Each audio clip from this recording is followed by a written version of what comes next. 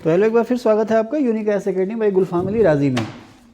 हम लोग ancient history पढ़ रहे हैं और जो एंशिएंट हिस्ट्री की जो बेसिक चीज़ें हैं उन पर फिलहाल हमारा ध्यान है। इसके बाद जो है एडवांस चीज़ें उन पर हम लोग फोकस करेंगे। तो शक, कुषाण, इनके बारे में हम लोगों ने डिस्कस किया, गुप्तों के बारे में डिस्कस किया। इसके अलावा जो प्राचीन भारत पर विदेशी हमले हैं उन पर भी हमने जो है कि गौर दिया है। अच्छा, आप लोग जो मगध है, मगध पर पहला शक्तिशाली राजवंश कौन सा था? हर्यक। उसके बाद शिशुनाग वंश है ना, फिर नंद वंश है ना, फिर आ गया क्या? मौर्य वंश है ना। मौर्य वंश के बाद कौन आया? शुंग वंश है ना। अंतिम मौर्य राजा बृहदत्त था। अंतिम मौर्य राजा बृहदत्त की हत्या किसने की थी? पुष्यमित्र शुंग ने। ठीक है, आप बैठिए। देखिए होता क्या है ना कि बृहदत्त के समय तक आते आते बात ये आती है कि भाई मौर्यों का पतन क्यों हुआ। मौर्यों के पतन का सबसे प्रमुख कारण क्या था? अत्यधिक साम्राज्य विस्तार, उसमें हद से ज़्यादा सेंट्रलाइजेशन या केंद्रीकरण। सबसे प्रमुख कारण उसका ये था। दूसरा जो खास कारण था वो ये था कि अशोक जैसा वारिस कोई मिला नहीं। जैसा अशोक लायक था उस जैसा लायक वारिस कोई मिला नहीं। तीसरी महत्वपूर्ण बात ये थी कि अशोक के समय में से ही भेरी घोष की जगह धम्म घोष जो थी वो मौर्यों की नीति हो गई थी। तो बजाय सेना पर ध्यान देने के, सेना प्रशासन और राजस्व पर ध्यान देने के, धीरे धीरे ध्यान जो था वो धर्म और लोक कल्याण पर था। तो उससे क्या हुआ कि खजाना खाली होता गया, सेना पर ध्यान जो है वो कम जाता गया। बहुत सारे मौर्य राजा, कुछ एक जैन तो कुछ उत्साही बौद्ध थे। तो पूरे साम्राज्य में बहुत सारे चैत्यगृह, स्तूप वगैरह उन लोगों ने बनाए। राजकाज पर कहते हैं कि ध्यान जो है वो कम हो गया। अब उत्तर पश्चिम भारत पर जो इंडो यूनानी राजा थे उन्होंने हमले करने शुरू कर दिए। ये वही समय था जब इंडो यवन या इंडो ग्रीक या हिंदू यूनानी या भारतीय यूनानी जो सैनिक थे उन्होंने उत्तर पश्चिम पर, या आप कह सकते हैं ना अफगानिस्तान पाकिस्तान से होते हुए हमले करने शुरू कर दिए। तो ऐसा कहा जाता है कि एक समय ऐसा आ गया कि जो इंडो यूनानी सेना थी लगभग मगध को हड़पने के लिए तैयार बैठी थी। तो ऐसे समय में अंतिम जो मौर्य राजा था बृहदत्त, जो कि नितांत अयोग्य था, उसकी हत्या की थी पुष्यमित्र शुंग ने। और भारत में पहले ब्राह्मण राज की स्थापना उसने की थी। हाँ, भारत में पहला जो ब्राह्मण एम्पायर बनाया वो पुष्यमित्र शुंग ने बसाया। किसके अवशेषों पर? मौर्यों के अवशेषों पर। ये रहा वो इलाका। देखें, मौर्य जो थे, मौर्य तो पूरे भारत पर काबिज थे, लेकिन धीरे धीरे ये सिकुड़ते गए। अब जो शुंगों का जो समय था, शुंग जब अपने पीक पर थे, उनका जो एम्पायर था वो इस इलाके में था। ये आप देख रहे हैं ना, पाटलिपुत्र, विदिशा वगैरह इनके कब्जे में थे। तो वर्तमान पश्चिम बंगाल का बहुत सारा हिस्सा, बांग्लादेश तक ये पहुंच चुके थे। बिहार, झारखंड इनके कब्जे में था। वर्तमान उत्तर प्रदेश का अधिकांश हिस्सा। लेकिन उससे आगे आप ये कह सकते हैं कि जो यमुना नदी है ना, यमुना से आगे ये लोग नहीं पहुंच पाए थे। अब इन इलाकों में जो छोटे मोटे जो क्षत्रप हैं या इंडो यूनानी राजा हैं उनका कब्जा होने लगा था। अच्छा, शुंग कहते ये हैं कि पुष्यमित्र शुंग ने बहुत सारे, अशोक ने जो बहुत सारे स्तूप बनाए थे, बहुत सारे बिहार बनाए थे, उन सबको तोड़ता हुआ पुष्यमित्र शुंग आगे जाता जा रहा था। लेकिन इसी के समय में हमें ये भी दिखता है कि जो लकड़ी के स्तूप बने हुए थे या मिट्टी के जो स्तूप बने हुए थे उन्हीं पर पत्थर भी लगाया गया, स्टोन भी लगाया गया। तो खैर इतिहास में ये विवादित प्रश्न है। कोई कहता है कि जो पुष्यमित्र शुंग था वो उत्साही ब्राह्मण था, उसने बौद्ध धर्म को नष्ट किया भारत में। कोई कहता है भाई ऐसी बात तो नहीं है, उसने बौद्ध धर्म को भी बढ़ावा दिया। खैर उससे हमारा लेना देना इस पार्ट में कोई नहीं है, आगे जाके इसको डिस्कस करेंगे। और यूपीएससी मेंस में ये क्वेश्चन भी बनता है हिस्ट्री में। ठीक है, खैर शुंग अब धीरे धीरे जब शुंगों का पतन हुआ तो उनकी जगह है कण्व। अच्छा, कण्व जो थे भारत पर लंबे समय तक राज ना कर पाए। भारत पर कहना गलत है, भारत में कहना चाहिए, या कह सकते हैं मगध में या पाटलिपुत्र में ज़्यादा लंबे समय तक वो राज कर ना पाए। ठीक है ना। अंतिम शुंग राजा कौन था? अंतिम शुंग राजा कौन था? किसी को पता है? अंतिम शुंग राजा आप लोग भी कमेंट कीजिएगा, ठीक है ना। अंतिम शुंग राजा कौन था? खैर शुंगों के पतन के बाद भारत में कण्व वंश की शुरुआत हुई। और उसके बाद आप देखें दक्षिण भारत में उसी समय 60 बीसी के आसपास, दक्षिण भारत में 60 बीसी के आसपास अंतिम कण्व राजा सुशर्मा। अंतिम कण्व राजा कौन था? सुशर्मा। उसको मार करके सिमुक ने दक्षिण भारत में, खास करके नर्मदा के पार, सातवाहन वंश की बुनियाद डाली थी। और सातवाहनों ने लगभग 200-300 साल तक राज किया। ठीक है। उसके बाद हम, अगर आप जरा इधर फोकस करना सर इधर फोकस करना। अब शुंग आए, शुंगों के बाद शक और कुषाणों ने यहाँ पर राज किया, आप लोग जानते ही हैं ना। कनिष्क के समय में भारत जो है, उत्तरी भारत खास करके फिर से इंटीग्रेट हो गया था। अब जब कुषाणों का पतन हुआ, इससे पहले की वीडियो में आपको बता भी चुका हूँ, जब कुषाणों का पतन हुआ तो कुषाणों के अवशेषों पर उत्तर भारत में या उत्तर भारत का इंटीग्रेशन या एकीकरण किसने किया? गुप्तों ने। सवाल आता भी है ना कि सातवाहन किसके सामंत थे, तो वाकाटक किसके सामंत थे, तो गुप्त किसके सामंत थे? तो इसमें से वाकाटक और गुप्त जो थे वो कुषाणों के सामंत थे। तो अब ये समय आया कि उत्तर भारत में खास करके नर्मदा के पार गुप्त एम्पायर है और दक्षिण भारत में बहुत सारे छोटे मोटे एम्पायर बने हुए हैं यहाँ पर।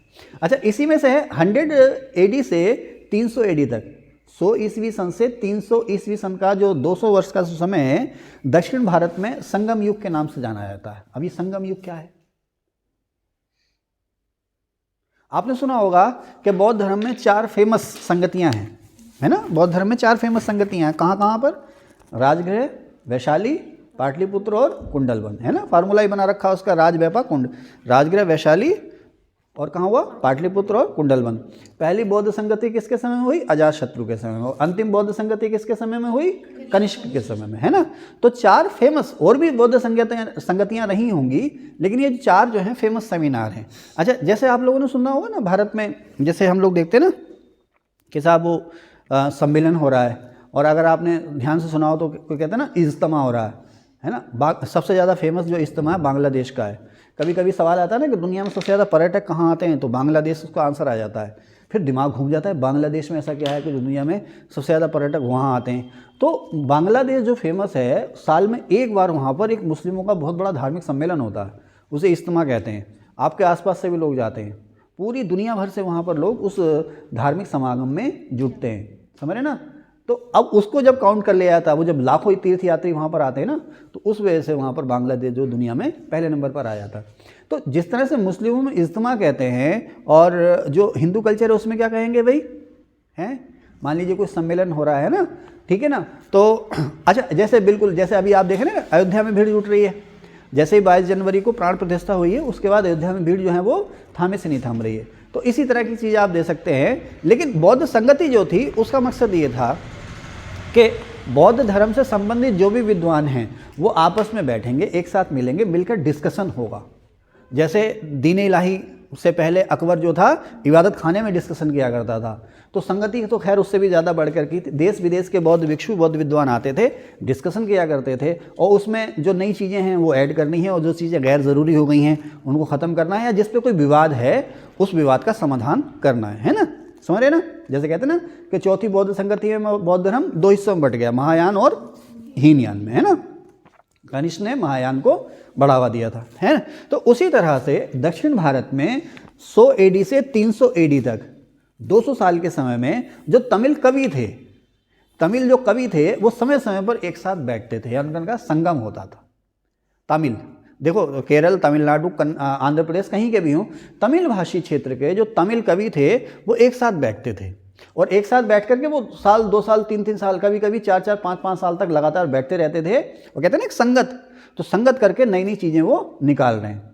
तो ये जो समागम होता था इसी को कहते थे बेटा संगम। बहुत सिंपल सा क्वेश्चन आ जाता है कि संगम युग किससे संबंधित है? दक्षिण भारत से संबंधित है। संगम युग जो है, या संगम जो साहित्य है, किससे संबंधित? तमिल भाषा से, या तमिलनाडु से, या दक्षिण भारत से संबंधित है। तो कुल मिलाकर के इस तरह के 3 संगम हुए। आखिरी जो संगम हुआ है वो मदुरै में हुआ, और उसके अध्यक्ष कौन थे? आखिरी संगम के अध्यक्ष कौन थे? नकीरन, ठीक है ना। आखिरी संगम के अध्यक्ष थे नकीरन, और पहले 2 संगम जो थे उनके अध्यक्ष थे अगस्त्य। ये वही वैदिक काल वाले अगस्त्य ऋषि हैं, वैदिक उत्तर वैदिक काल वाले अगस्त्य ऋषि। इनके बारे में कहा जाता है कि यही जो थे उत्तर भारत से आर्य संस्कृति दक्षिण भारत में लेके गए थे। तो इसके लिए संगम काल के लिए मैं आपको अलग से भी बताऊंगा। अभी तो सिंपल आपका जो माइंड मेकअप है ना, उधर को हम लेके जा रहे हैं। तो कहता है कि दक्षिण भारत में संगम काल के प्रमुख राजवंश कौन से थे? सुन रहे हैं ना गौरी, है ना। उमा, गौरी, शिवा, भवानी, और कौन से पर्यायवाची हैं? आपके तो नाम ही देवी पार्वती के अनेक पर्यायवाची के ज़्यादा हैं ना। हाँ, तो खैर, तो दक्षिण भारत में संगम युग क्या हुआ, 200 साल का, 100 एडी से 300 एडी का वो समय, जब तमिल पोएट्री को खास करके लेकर के समय समय पर जो पोएट थे, तमिल पोएट थे, आपस में बैठ करके डिस्कशन किया करते थे। एक चीज़ और पूछता है कि जो तमिल समागम था या तमिल संगम था, इसको संरक्षण किसने दिया था, किन राजाओं ने ये संगम कराए थे, 3 जो संगम हुए थे किन राजाओं ने कराए थे, तो वो कराए थे बेटा पांड्यों ने, जो पांड्य वंश के राजा थे उन्होंने कराए थे। ये रहा पांड्यों का एम्पायर। तो वो जो समय, जैसे कहते हैं ना, जैसे सवाल आता है कि भाई संगम युग में चोल वंश का फाउंडर कौन था, करिकाल, है ना, संगम युग में चोल वंश का फाउंडर कौन था, करिकाल। तो अब ये देखो ना, चेर, पांड्य और चोल, मैंने यहाँ लिख रखा ना, ये देखो, ये चोल है, ये पांड्य है।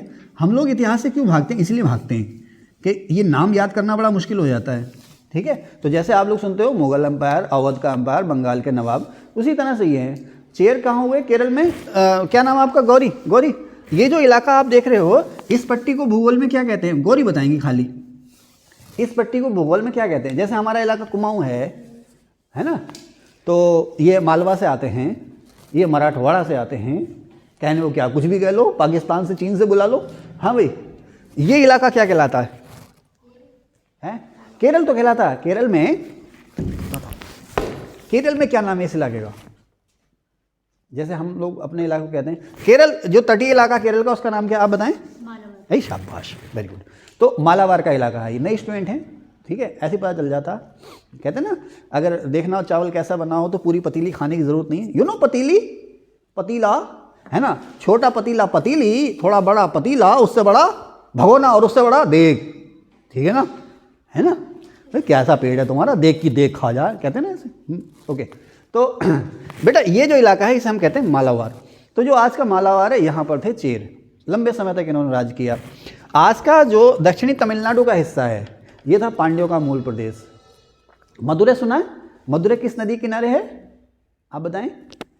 मदुरै किस नदी किनारे है? ऑप्शन दूं? पालार, पेन्नार, कावेरी, कृष्णा, गोदावरी, और क्या है, बैगाई, तुंगभद्रा, कृष्णा और अनाईमुडी। अनाईमुडी तो नदी नहीं है, झील है। हाँ भाई, हरे रामा हरे कृष्णा भी नहीं है। हाँ, तुम बताओ अंकित, है? मदुरै वैगई नदी के किनारे, वेरी गुड, शाबाश, वैगई नदी के किनारे। ओके, ये मैं इसलिए ढक लिया ना, मैंने यहाँ लिख रखा वैगई। तो मदुरै जो है वैगई नदी के किनारे है। वैगई जो था वो पांड्यों का मूल प्रदेश था, यानी कि यहीं से उनका उभार शुरू हुआ। जिस तरह से तुर्कों का जो मूल प्रदेश था क्या था, गौर गजनी, है ना, वो उनका मूल प्रदेश था। उसी तरह से वैसे तुर्कों का जो मूल प्रदेश है ना, वो चीनी तुर्किस्तान है, जिसे आज हम कहते हैं ना उइगुर, सुना ना, कहाँ पर, चीन में, सिंजियांग में, पश्चिमी सिंजियांग में तुर्कों का जो मूल प्रदेश है वो है। अरबों ने हमला किया था, वहाँ से इनको पकड़ा और अपने साथ ही ले आए थे, ठीक है ना, फिर गौर गजनी में ये बसे, खैर वो अलग चीज़ें हैं। तो पांड्यों का मूल प्रदेश क्या है, मदुरै, है ना, मदुरै क्या कहते हैं, त्योहारों की नगरी, है ना, ठीक है। और चेरों का मूल प्रदेश था मालावार। अब इससे ऊपर को आप चलो तो ये जो इलाका है, कावेरी से ऊपर का जो इलाका है, इसे हम कहते हैं तोंडे मंडल। क्या कहते हैं? तोंडे मंडल। ये प्राचीन भारत में उसी संगम युग में चोलों का कोर एरिया है, या चोलों का मूल प्रदेश है, चोलों का। अब होता ये था, ये हो गए आपके चेर, और फिर बिल्कुल दक्षिण तमिलनाडु में पांड्य। अब उत्तर तमिलनाडु में आप चलो तो चोल, और उसके बाद आप चले जाओ इधर तेलंगाना, आंध्र प्रदेश में, तो आपको मिलेंगे यहाँ पर पल्लव। इंग्लिश मीडियम में कहते हैं पल्लवाज, तो ये मिलेंगे आपको, ये सारे के सारे पल्लव, ठीक है ना, ये सारे के सारे पल्लव। यहाँ पर ये पल्लवों का जो इलाका है, तमिलनाडु भी है, तेलंगाना भी है, आंध्र प्रदेश भी है, इधर कर्नाटक में भी आ जाते हैं, इधर ये केरल की तरफ को भी आ जाते हैं, तमिलनाडु की तरफ को भी आ जाते हैं। पल्लव आपने सुना होगा, दक्षिण भारत में मंदिर निर्माण शैली, द्रविड़ कला शैली जिसको कहते हैं, इसकी जो शुरुआत हुई थी वो पल्लवों के समय में हुई थी। अब ये पल्लवों का जो समय है ना, वही 100 एडी से 300 एडी का संगम युग। लेकिन ये खत्म नहीं हुए, ये क्या होता है, जैसे इसको आप, जैसे अभी मैं उत्तर भारत में पढ़ा रहा था ना कि शक यहाँ पर फैले हुए हैं, कुषाण आए तो सिमट गए, उसके बाद कुषाण पूरी तरह से खत्म नहीं हुए, कमजोर हो गए। समुद्रगुप्त के समय में, मैं तुम्हें 101 रुपये का नगद इनाम दूंगा, उत्तर भारत में या उत्तर पश्चिम भारत में, पंजाब में समुद्रगुप्त के समय में कुषाण राजा कौन था, उसका नाम बताओ, जल्दी बताओ। आप लोग कमेंट करेंगे। आप एक मिनट, मैं वीडियो रोक के बताऊंगा आंसर, आप लोग कमेंट करना, उससे ये पता चल जाएगा मेरी वीडियो कितने लोग देख रहे हैं। ऑप्शन नहीं दूंगा, आप एक मिनट रोक देना, वीडियो रोक देना सर। तो आज थोड़ा सा फीवर सा हो रहा है, तो मैंने इसलिए टी ब्रेक ले लिया था, तो मैं भूल गया मैं था कहाँ, क्योंकि एक बार ब्रेक हो गया तो फिर भूल जाता हूँ मैं था कहाँ। लेकिन फिर भी जहाँ तक मुझे याद आ रहा है, समुद्रगुप्त के समय शक नहीं, कुषाण राजा कौन था, है ना। तो मैंने आपसे पूछा भी है, इन लोगों को मैंने बता दिया है, और आपको बता दूं उसका नाम का से शुरू होता है। किससे शुरू होता है? का से। ठीक है, आप लोग कमेंट करके बताना मुझे। कहने का मतलब ये है कि गुप्तों के समय में भी कुषाण जो थे वो बचे हुए थे, गुप्तों के समय में भी कुषाण बचे हुए थे। लेकिन इधर ध्यान दें आप लोग प्लीज़, अब गुप्तों की बात नहीं कर रहे हम, तो संगम युग 100 एडी से लेकर के 300 एडी तक ये जो चेर, पांड्य और चोल हैं, ये पल्लव हैं, ये आपस में लड़ते भी रहते थे। धीरे धीरे धीरे धीरे इस शक्ति संघर्ष में चेर और पांड्य जो थे वो पिछड़ गए। अब आगे जो आ गए चोल और पल्लव आ गए। पहले आपस में चेर पांड्य, आप देख रहे हैं ना, चेर मालाबार के, पांड्य दक्षिण तमिलनाडु के, और चोल, इसके ऊपर क्या है? चोल। ये आपस में लड़ते रहते थे, कभी किसी ने जीत लिया, कभी किसी ने जीत लिया। ठीक है, कभी किसी का एम्पायर बहुत बढ़ गया तो कभी सिकुड़ गया, लेकिन खत्म कोई नहीं हुआ था, खात्मा किसी का नहीं हुआ था। उसके बाद जब पल्लव आते हैं तो पल्लवों ने इनको सबको सिमटने के लिए मजबूर कर दिया। आपने सुना होगा नरसिंह वर्मन फर्स्ट, नरसिंह वर्मन सेकंड। और हाँ, मैं ये भी कह रहा था ना कि जो द्रविड़ कला की जो शुरुआत हुई थी वो सबसे पहले पल्लवों के समय में शुरु हुई थी। अच्छा, मैं आप लोगों से क्वेश्चन पूछूंगा, बहुत सोच समझ का आंसर देना, और एक बच्चा एक ही आंसर देगा। आप लोग भी इसका आंसर दे सकते हैं कि आप भी महक कि जो चोल कला है उसका सबसे अच्छा एग्जाम्पल क्या है, चोल कला की सबसे अच्छी कृति क्या है, या चोल कला का सबसे अच्छा नमूना क्या है? कोई बताएंगे चोल कला का सबसे अच्छा उदाहरण? एक ही आंसर देना है, एक ही आंसर देना है, हो सकता है आप सही हो। चोल कला का सबसे बेहतरीन नमूना, इन्होंने सही बताया पहले ही, नटराज। जो नटराज की मूर्ति है ना, कहाँ से मिली है? चिदम्बरम से, है ना। हाँ, चिदम्बरम से मिली है, वो चोल कला का सबसे अच्छा उदाहरण कहा जाता है। तो मैंने हालांकि वो काफ़ी डीप नहीं पढ़ाया, गंधार कला, मथुरा कला, उसमें पीसीएस का एग्जाम हो रहा था ना, द्रविड़ कला, गंधार कला और मथुरा कला, इसकी वीडियो मैंने अपलोड कर रखी है, लेकिन भविष्य में मुझे समय मिला तो इसको और डिटेल से मैं डिस्कस करूँगा। वैसे द्रविड़ कला जो जानी जाती है मूल रूप से वो मंदिर निर्माण कला है ना। और मंदिर निर्माण कला में, द्रविड़ कला में जो सबसे अच्छी बेहतरीन चीज़ है वो उसका शिखर है, मैं आपको दिखा के भी लाया था। लेकिन अगर क्वेश्चन आता है कि द्रविड़ कला का सबसे अच्छा उदाहरण क्या है, तो वो नटराज की मूर्ति है, वो चोल काल में बनी थी। ठीक है, तो खैर अब धीरे धीरे आप आगे चलें और तो यहाँ पर चेरों के ऊपर ये हैं गंग। अच्छा, गंग जो हैं दो इलाकों में मिलते हैं, एक कहते हैं पूर्वी गंग, ये आपका जो आज का गोवा और कर्नाटक का इलाका है ना, ये सॉरी ये पश्चिमी गंग, ये गलत लिख दिया, ये पश्चिमी गंग और ये पूर्वी गंग। तो पूर्वी गंग जो है वो उड़ीसा में है। पूर्वी गंग वंश के जो राजा हैं, ये पूर्वी गंग राजा वो हैं जिन्होंने जगन्नाथ और पुरी के मंदिर बनाए हैं, पूर्वी गंग वंश के राजा। ठीक है ना, तो ये रहे उड़ीसा में बेटे, और ये रहे इधर केरल से ऊपर और कर्नाटक के आसपास के लगते इलाकों में पश्चिमी गंग इनको कहते हैं। ठीक है, इन्हीं के ऊपर है कदम्ब। कदम्बों की राजधानी क्या थी तब उसमें बता सकती हूँ? वा से नाम है, वा ना, वनवासी। कदम्बों की राजधानी थी वनवासी, ये भी इसी समय के हुए हैं। एक एक छोटे छोटे क्वेश्चन आ जाते हैं कि कदम्बों की राजधानी क्या थी, कदम ब्राह्मण वंश से थे या किस वंश से थे, है ना, ये कदम्बों का मूल प्रदेश क्या था, इस तरह के एक एक नंबर के सवाल आ जाते हैं छोटे छोटे। कदम्ब यहाँ थे। अच्छा, इधर पल्लवों के ऊपर उत्तर में यहाँ पे आप देखेंगे कौशल, और यहाँ पर आप देखेंगे तो वाकाटक। वाकाटक वंश का फाउंडर जो था वो था विंध्य शक्ति, और इनका सबसे पावरफुल राजा था प्रवरसेन फर्स्ट। उसी तरह से ये जो आप देख रहे हैं ना पल्लव वंश का जो फाउंडर था सिंह वर्मा। जैसे चोलों में हम देखते हैं ना, चोल वंश का पहला राजा या आदि राजा करिकल या करिकाल या कराईकल, नहीं करिकल तो गलत बोल दिया, क्या नाम मैंने क्या है, कराईकल। चोल वंश का राजा करिकाल है ना, हाँ, उरैयूर राजधानी, और करिकाल जो है वो राजा है। उसी तरह जैसे गुप्त वंश का जो फाउंडर था, प्रो फाउंडर कौन था? श्रीगुप्त, है ना। लेकिन सबसे पहला जो राजा था ताकतवर वो था चंद्रगुप्त फर्स्ट। तो उसी तरह से सिंह विष्णु जो था पल्लव वंश का रियल फाउंडर था। सिंह वर्मा आया है, उसके बाद फिर अंधकार का युग आ गया है, फिर आया सिंह विष्णु, ये जो है ये पल्लव वंश का रियल फाउंडर था।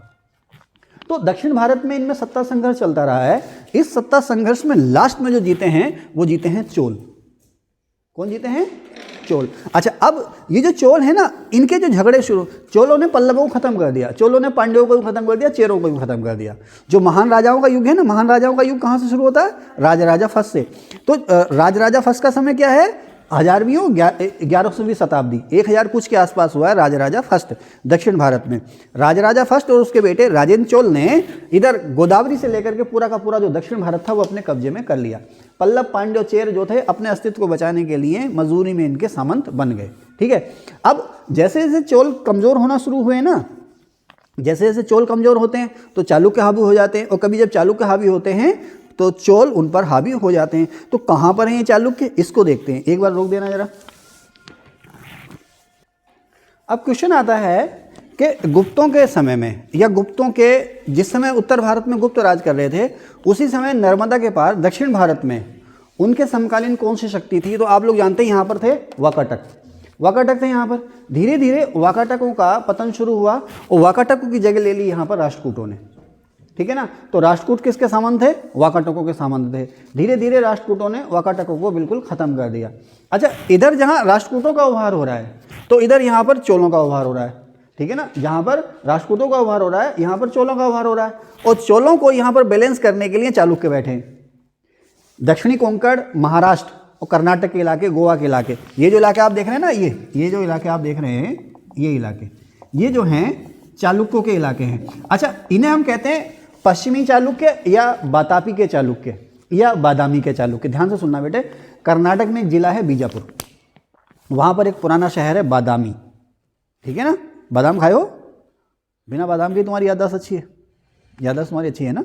ठीक है, तो कर्नाटक में एक जिला है, डिस्ट्रिक्ट है बीजापुर, उसमें एक प्राचीन नगर है, उसके अब ध्वंसावशेष दिखते हैं, बातापी या बादामी, दो नाम मिलते हैं उसके, बातापी या बादामी।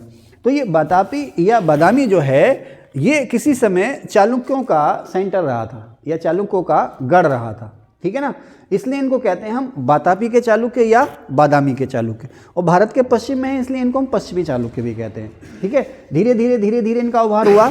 एक स्टेज ऐसी आई कि इन्होंने चोलों को समेट दिया, फिर एक स्टेज ऐसी आई कुलोत्तुंग फर्स्ट के समय में कि चोलों ने चालुक्यों को खत्म कर दिया। तो ना, एक स्टेज तो ऐसी आई थी कि चोल जो हैं धीरे धीरे सिमट के यहाँ पर आ गए, चालुक्य यहाँ पर आ गए, लेकिन फिर चोलों का उभार हुआ कुलोत्तुंग फर्स्ट के समय में। इसने इन बातापी के जो चालुक्य हैं इनको यहाँ पर शरण लेने के लिए मजबूर कर दिया, और ये पूरा का पूरा जो दक्षिण भारत है एक समय में चोलों के कब्जे में आ गया। लेकिन फिर इनका डिक्लाइन शुरू हुआ। अच्छा, यहाँ पर यहाँ का एक राजा है पुलकेशिन, चालुक्यों का राजा पुलकेशिन, चालुक्यों का राजा है पुलकेशिन। इस पुलकेशिन ने इधर आंध्र प्रदेश और तेलंगाना के जो इलाके हैं वो जीते, और जीतने के बाद अपने भाई को या अपने छोटे भाई को यहाँ का गवर्नर बना दिया। जैसे हुमायूं ने गुजरात जीता था और अपने छोटे भाई को वो गुजरात सौंप करके चला आया था, उसी तरह से आंध्र प्रदेश में बेंगी में पुलकेशिन जो कौन से वंश का राजा था? चालुक्य वंश का राजा, उसने ये इलाका जीता और जीत के अपने भाई को यहाँ का गवर्नर बना दिया।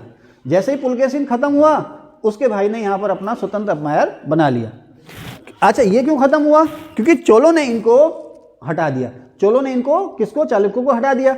अब ये जो बेंगी में जो चालुक्य वंश के लोग थे ये अपना अस्तित्व बनाए रखे, तो इनको कहा जाता है बेंगी के चालुक्य।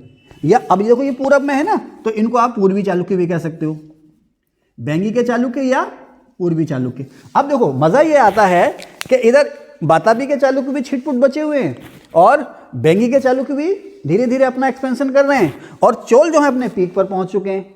ऐसे में राष्ट्रकूटों का यहाँ पर उभार होता है धीरे धीरे। अब जब चोल कमजोर होते हैं ना तो धीरे धीरे राष्ट्रकूटों का उभार होता है। अच्छा, जब राष्ट्रकूटों का जो उभार होता है ना, वो समय आ गया जब महमूद गजनवी और मोहम्मद गौरी भारत पर हमले कर रहे थे, ये वो समय आ गया। तो धीरे धीरे इन राष्ट्रकूटों ने इन चोलों को खत्म कर दिया। सवाल आता है कि चोलों को दक्षिण भारत में किसने खत्म किया? अब पांड्यों के अलावा ना पल्लव बचते हैं, ना चोल बचते हैं, ना चेर बचते हैं, ना बनवासी के बचते हैं, ना कलचुरी, कोई नहीं बचा। धीरे धीरे पूरे दक्षिण भारत में, लगभग महाराष्ट्र में, कर्नाटक में, आंध्र प्रदेश में, तमिलनाडु में एक समय ऐसा आया कि राष्ट्रकूटों ने अपनी पावर बना ली। राष्ट्रकूटों का सबसे फेमस और सबसे पावरफुल राजा था दंतिदुर्ग, और ये राष्ट्रकूट वो थे जिन्होंने दक्षिण भारत से उत्तर भारत में हमला किया। राष्ट्रकूट पहली ऐसी शक्ति थी जिन्होंने दक्षिण से चल करके नर्मदा को पार करके उत्तर भारत पर हमला किया था। हालांकि उत्तर में पहले भी हमला हुआ है, चोलों ने हमला किया है किस पर? उड़ीसा पर। लेकिन सवाल क्या आता है? उत्तर भारत, पूरी भारत पर नहीं। देखो जो राजेंद्र चोल की जो सेना गई थी ना, वो क्या, उसका रूट क्या था? उसका रूट ये था, उसका रूट जो था वो ये था, बंगाल की खाड़ी से होता हुआ उसने उड़ीसा पर हमला किया था, सॉरी बंगाल और बिहार पर हमला किया था पाल वंश के राजाओं पर। लेकिन उत्तर भारत पर जो हमला हुआ था वो सबसे पहले राष्ट्रकूटों ने किया था, और राष्ट्रकूट राजा ध्रुव ने किया था। ये उज्जैन को लेकर के, कहते हैं ना उज्जैन का त्रिपक्षीय संघर्ष, उसको लेकर के। उज्जैन कहाँ पर है? मध्य प्रदेश में। अभी तुम शुरुआत कर रहे हो ना, इसलिए अभी बहुत सी चीज़ें पता नहीं होंगी, ठीक है। अब राष्ट्रकूट जो थे, इस तरह से इन्होंने दक्षिण भारत में चोलों को ख़त्म कर दिया। अब यहाँ से धीरे धीरे धीरे धीरे जो उत्तर भारत के राजपूत थे वो यहाँ को खिसकने लगे। यहीं पर मैं आपको बताना भूल गया हूँ, या मैंने छोड़ दिया है, हर्ष के बारे में। कहते हैं ना गुप्तों के बाद या भारत का अंतिम महान हिंदू सम्राट कौन था? तो हर्षवर्धन था। अच्छा, इसको लेकर के विवाद भी है कि उत्तर भारत का अंतिम महान हिंदू सम्राट कौन हुआ। कोई कहता नहीं साहब शिवाजी, कोई कहता है हर्षवर्धन, कोई कहता है हेमू भी तो था, है ना, कोई कहता है हेमू भी था। तो हेमू के लिए जो आंसर आएगा वो आएगा कि दिल्ली पर राज करने वाला अंतिम हिंदू राजा हेमू था। लेकिन अच्छा, शिवाजी जो हैं उनकी उपलब्धियां भी कम नहीं है, शिवाजी की उपलब्धियां भी कम नहीं है। लेकिन अगर क्वेश्चन ये आ जाए ना कि गुप्तों के बाद या मध्यकाल में या पूर्व मध्यकाल में अंतिम हिंदू नरेश या अंतिम ताकतवर हिंदू नरेश जिसने लगभग पूरे उत्तर भारत को कैप्चर कर लिया, तो वो था हर्षवर्धन। कौन सा वर्धन? हर्षवर्धन, ठीक है ना।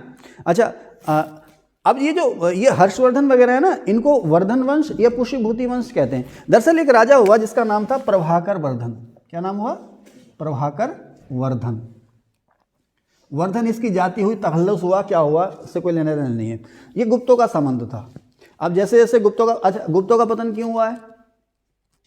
गुप्तों का पतन, अच्छा जैसे पांडे जी, ये मैंने पढ़ाया भी आप लोगों को, गुप्तों के पतन का तात्कालिक कारण क्या था? पांडे जी, गुप्तों के पतन का तात्कालिक कारण किसी विदेशी जाति का हमला था। किसका आक्रमण? जिनका नेता था तोरमाण, मीरकुल। रुक जाओ, भावनाओं को नियंत्रित रखो। इमरान, कीर्ति, अंकित, महक। मराठी कहाँ गए? वहाँ पे हूण है ना, हूणों का आक्रमण है ना, हाँ हूणों का आक्रमण, ठीक है ना। जो हूणों का जो हमला हुआ है वो गुप्त वंश के पतन का तात्कालिक कारण बना। अहमद शाह अब्दाली और नादिर शाह का हमला मुगलों के पतन का तात्कालिक कारण बना। मराठों के पतन का तात्कालिक कारण क्या बना? अंग्रेजों का उबार, ठीक है ना। हाँ, मराठे जो थे अब्दाली के बाद भी संभल गए थे। गुप्तों और जो तुगलकों के पतन का तात्कालिक कारण क्या बना? तैमूर लंग का हमला, है ना, हाँ ठीक है। लोदियों के पतन का कारण क्या बना? बाबर का हमला। ओके, तो कहाँ थे भाई हम? हाँ, तो अब जो है कि जब हूणों का आक्रमण हुआ ना उत्तर भारत में, तो गुप्त वंश सिकुड़ गया, धीरे धीरे खत्म हो गया। तो अब जो गुप्तों के सामंत थे उन्होंने जगह जगह अपने फ्री एम्पायर बना लिए। तो उसी में से था एक प्रभाकर वर्धन। हरियाणा में थानेश्वर, उसको पुराना नाम उसको कहते हैं स्थानेश्वर। ये वही थानेश्वर है जिसके पास पानीपत वगैरह हैं, देखें ना, पानीपत, तराइन की लड़ाई, पानीपत की लड़ाई इसी के आसपास हैं। तो हरियाणा में एक जगह है थानेश्वर। यहाँ पर प्रभाकर वर्धन ने अपना एम्पायर जो है वो शुरू किया, ठीक है। और यहाँ से धीरे धीरे धीरे धीरे उसने उत्तर भारत के बहुत बड़े इलाके पर कब्जा कर लिया, ठीक है। चलिए, तो हर्षवर्धन की बात हम अलग से करेंगे, फिलहाल इन पार्ट्स में इतना ही। इसके बाद अब मैं बोर्ड पे सारे नोट्स लिखूंगा डिटेल में, उसको मैं फिर एक दूसरे से कोरिलेट करके आपको पढ़ाने की कोशिश करूंगा। Thank you.